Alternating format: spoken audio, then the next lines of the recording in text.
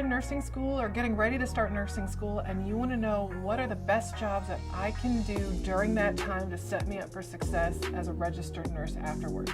Well, wonderful. I'm glad you asked. I would love to tell you. Okay, here are some options. The number one that I'm sure you're ready to hear this one, a certified nursing assistant. And some nursing schools will actually train you to be a nursing assistant during the program. That's what mine did. I got my CNA license within my first semester, and I did work as a CNA for a while during nursing school.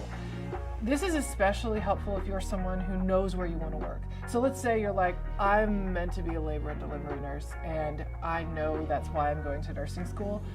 Really helpful for your getting the job after nursing school if you're working on that unit already. So granted, not a lot of people know exactly what unit they want to work on, but there are some people who are like, I want to be a NICU nurse, labor and delivery. I know I want to work in the OR or whatever.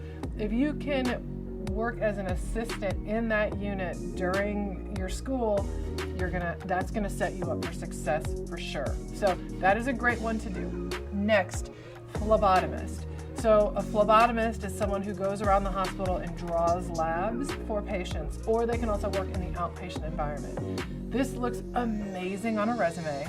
It will also help you get more comfortable with those IV start skills and just kind of clinically being in an environment where you're taking care of patients and performing procedures. You will have to do a little bit of training to successfully perform this job. So you know it's not a CNA type of thing where you have to take a full course with an examination and a skills situation, but your hospital will train you to be a phlebotomist, and it is wonderful experience just from the clinical perspective, and it looks amazing on a resume. Now, it might be a little stressful to learn how to do this while simultaneously doing nursing school for the first time. So if you're considering this one, this would be a great one to start maybe before you start nursing school, or if maybe you're in a situation where you're on a wait list for school, or you're finishing some general education requirements before you actually apply, that'd be a great time to do this.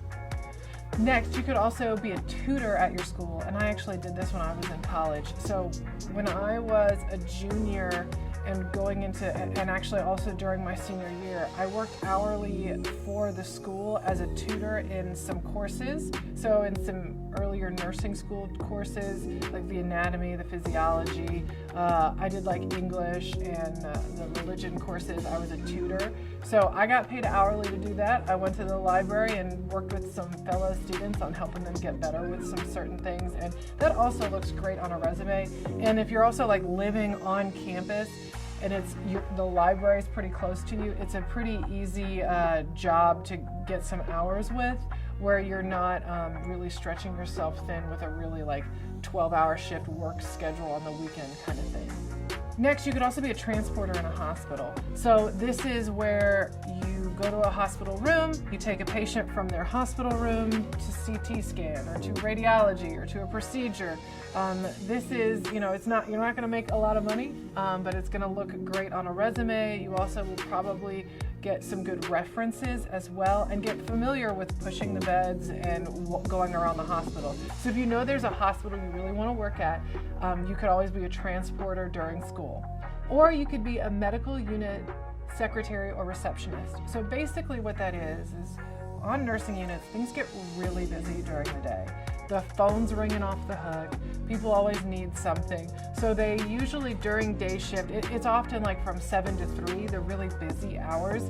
Someone is at the desk and they're not a CNA, or they could be, but they don't have to be a CNA, and they're not a nurse. They're someone who they answer the phone, they transfer phone calls, they can help answer call lights if needed, they can help with the paperwork and faxing things and getting charts ready for people.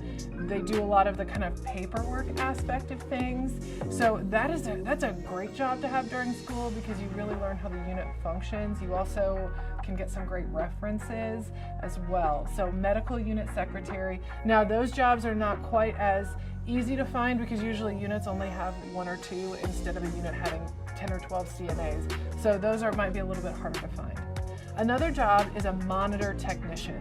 So in a hospital, when patients are on telemetry, meaning the like cardiac monitor, and they're on a regular nursing floor, all of those, their heart tracing, their EKG, it goes wirelessly transmits to monitors in one room. Okay, it's on the unit, the hospital unit, but it's also in another room where the monitor technicians are. So if you imagine a couple people sitting at a desk and like 30 TV screens, actually they're computer screens, and they have all these EKG tracings.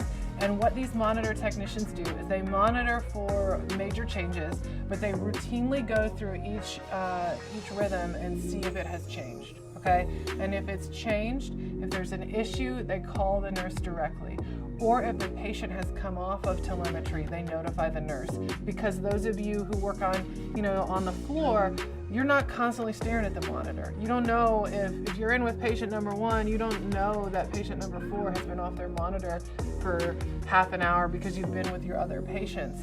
So they're another set of eyes. So you get trained in cardiac monitoring, in leads, and in recognition of different rhythms. And this looks really great on a resume, and it is going to be a little bit of a challenge. You probably are going to have to take a test and go through some specific training, but it is a great job to have during nursing school. And if you have that kind of knowledge base, when you actually get to those parts of nursing school, you're definitely going to be ahead of the curve.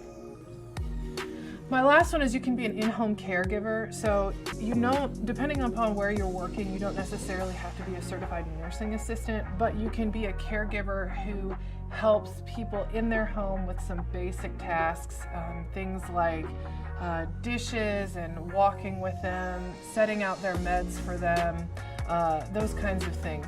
And that can look great on a resume as well if you're not looking, maybe you don't have time to get the CNA license, but you definitely want to make some money. Those jobs are an option as well, and you can get some great references too.